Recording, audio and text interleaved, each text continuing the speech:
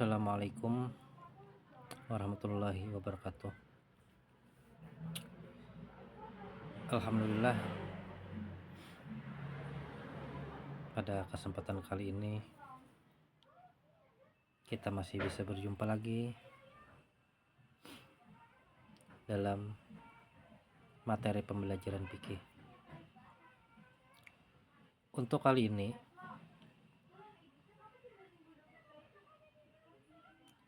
marilah kita simak pembelajaran fikih tentang bersuci dari hadas dan najis.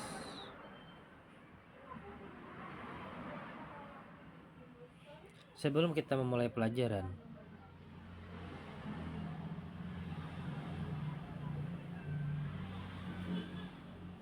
apa itu yang dimaksud dengan hadas dan apa itu yang dimaksud dengan najis?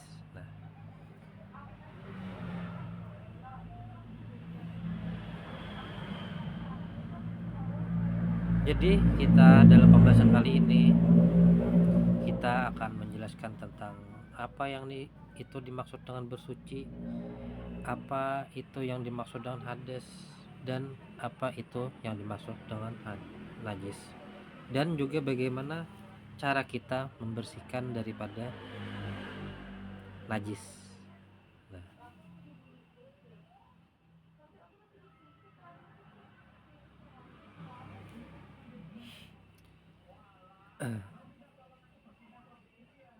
Pengertian bersuci.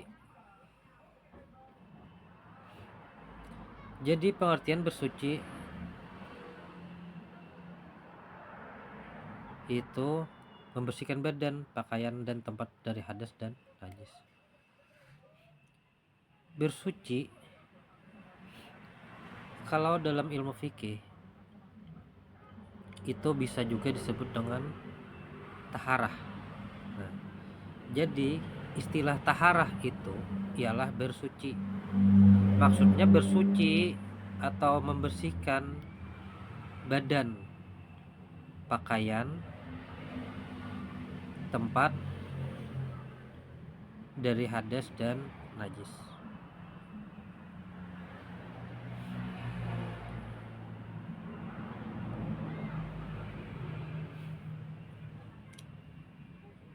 Apa hukum taharah atau bersuci?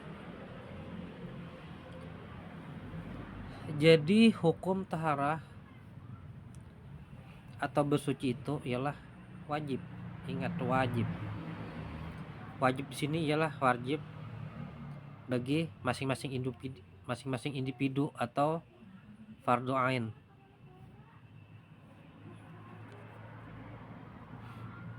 Sebagaimana dalilnya dalam surah Al-Baqarah ayat 222 yang artinya, sesungguhnya Allah menyukai orang-orang yang bertaubat dan menyukai orang-orang yang menyucikan diri.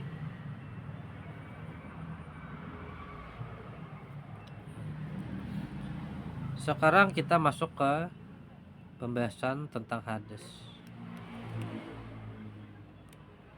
Apa macam-macam hadas? Hadas itu ada dua, itu hadas kecil dan hadas besar. Kalau untuk hadas kecil itu cara menyucikannya bagaimana? Itu dengan, kalau hadas kecil cukup dengan berwudu.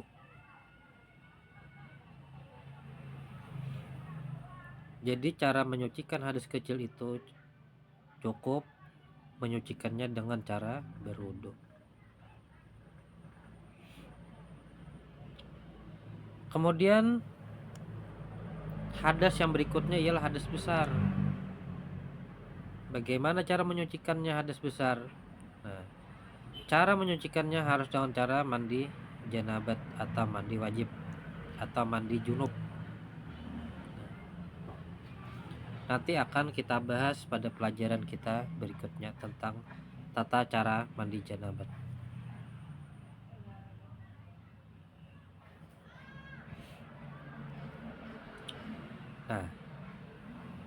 Setelah kita mengenal tentang hadas, kemudian kita juga akan mempelajari tentang bermacam-macam najis. Najis itu ada 3. Yang pertama najis ringan, mukhafafah. Yang kedua najis sedang atau mutawassitah atau najis-najis pertengahan. Dan kemudian najis berat yaitu mughalladah. Apa contoh najis ringan? Contoh najis ringan itu misalnya air kencing anak laki-laki yang belum makan apa-apa selain daripada susu ibunya. Bagaimana cara membersihkannya? Tidak perlu dibasuh, cukup dengan kita percikan air itu sudah bisa menghilangkan najis ringan atau mukhaffafah. Ingat, itu untuk air kencing anak laki-laki yang masih belum makan apa-apa kecuali air susu ibunya. Kemudian najis sedang. Nah, najis sedang ini cara menyucikannya dibasuh dengan air. Apa contohnya? Misalnya air kencing atau waktu kita buang air besar, itu najis sedang. Bagaimana cara membersihkannya? Yaitu cukup dengan dibasuh dan dipastikan najisnya itu hilang. Nanti berikutnya akan kita jelaskan bagaimana tentang tata cara membersihkan najis.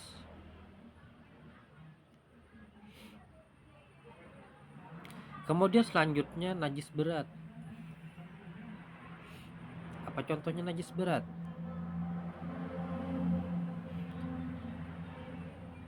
Najis berat. Di sini saya akan contohkan air liur anjing.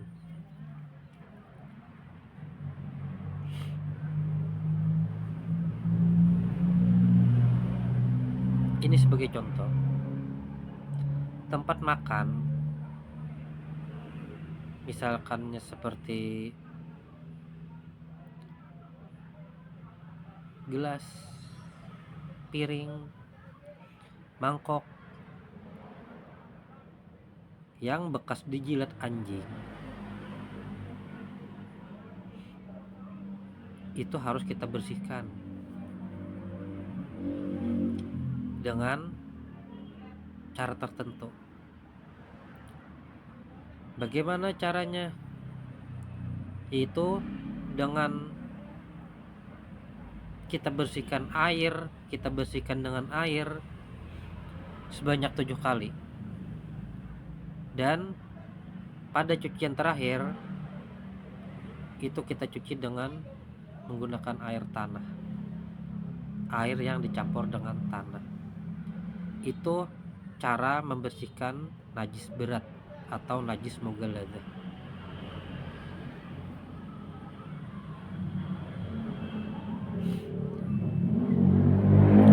Kemudian sini kita membahas tentang istinja. Apa itu istinja? Nah, istinja ialah bersuci setelah buang air besar atau kecil. Nah, bagaimana cara melakukannya? Bagaimana cara menyucikannya? Ingat, istinja itu tidak sembarangan. Kenapa? Karena kalau kita salah dalam beristinja,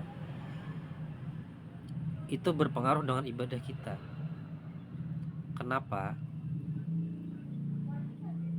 apabila kita dalam keadaan najis atau istinja atau belum beristinja atau istinja kita tidak sempurna, maka wudhu kita menjadi tidak sah. Sedangkan keabsahan salat kita itu dengan cara melakukan wudhu. Kalau wudhunya tidak benar, pasti berpengaruh dengan salat kita. Jadi istinja itu mempunyai berbagai cara atau ada cara tertentu. Bagaimana caranya? Yang pertama, kita siram air secukupnya ke tempat yang kena najis. Misalnya kan ada najis, satu contoh dari saya, misalkan kita buang air besar atau buang air kecil, itu termasuk najis mutawasitah. Bagaimana caranya? Yaitu kita siram dengan air secukupnya ke tempat yang kena najis. Kita basuh kubul kita atau dubur kita, kita siram dengan air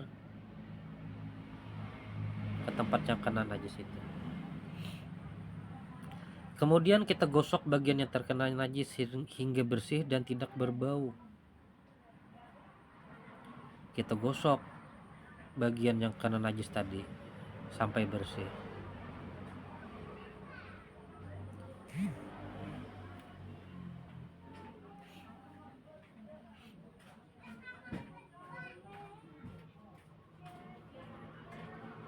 Bagaimana caranya?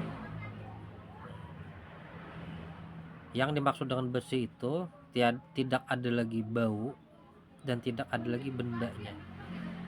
Berarti itu sudah bersih.